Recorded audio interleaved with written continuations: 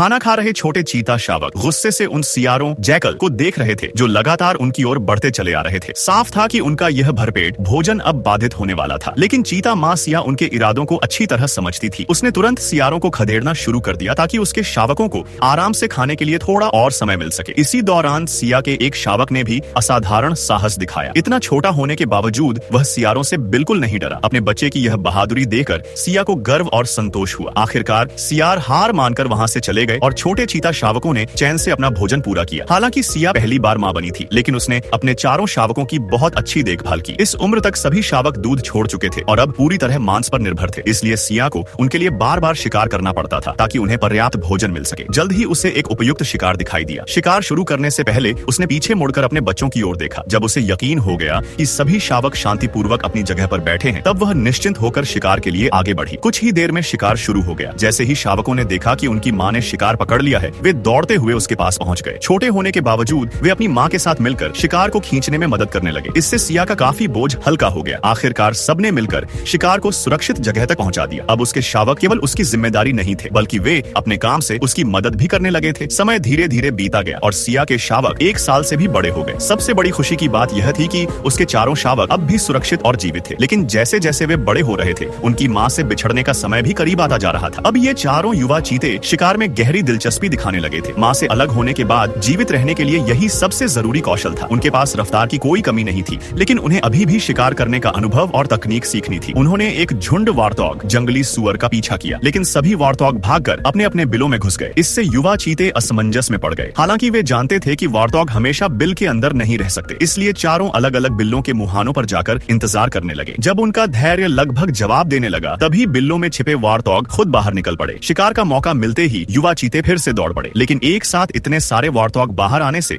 वे सही लक्ष्य नहीं चुन सके और पूरा माहौल अफरा तफरी में बदल गया। आखिरकार उन्होंने एक छोटे वार्तोग को निशाना बनाया, लेकिन तभी एक वयस्क वार्तोग उनकी ओर झपट पड़ा और उन्हें खदेड़ दिया। देखते ही देखते शिकारी खुद शिकार बनकर भागने लगे। इस तरह उनकी पहली कोशिश पूरी तरह असफल रही और उन्हें खाली हाथ लौटना पड़ा। नाकामयाबी से वे कुछ उदास जरूर हुए। शिकार पर निकलते समय जो आत्मविश्वास उनके चेहरे पर था, वह अब गायब हो चुका था, लेकिन उनके पास अभी सीखने के लिए पर्याप्त समय था। सिया अपने शावकों को पूरी तरह स्वतंत्र होने से पहले एक कुशल और सफल शिकारी बनाकर ही उन्हें अपने रास्ते पर भेजे।